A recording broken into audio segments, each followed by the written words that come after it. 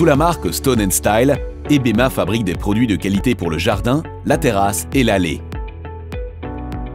Nous accordons une grande importance à ce que la pose soit correcte.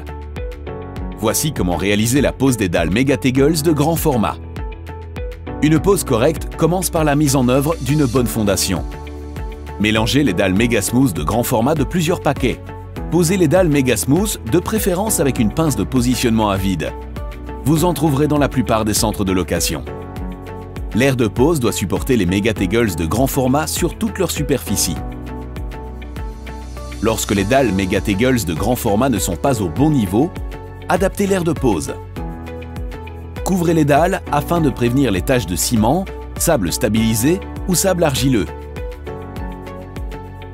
L'utilisation d'une pince mécanique risque d'endommager les dalles.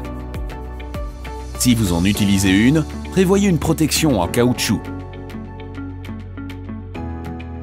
Utilisez une pente d'au moins 1 cm par mètre pour évacuer l'eau de surface.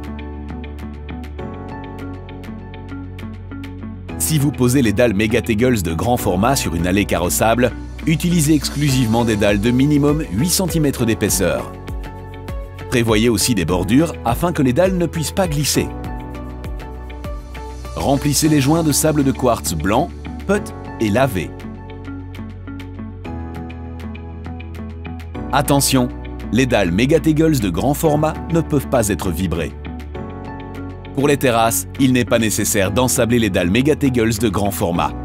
Elles restent bien en place sous l'effet de leur poids de 140 kg par mètre carré. Les bordures reposent toujours sur un lit de béton maigre. Il sera composé de sable, de gravier fin ou de pierraille et de 150 à 200 kg de ciment de classe 32.5 par mètre cube. Le béton assure le contrebutage de la bordure. Les bordures sont enterrées d'au moins 1/3 dans le sol et ne les serrez pas trop les unes contre les autres.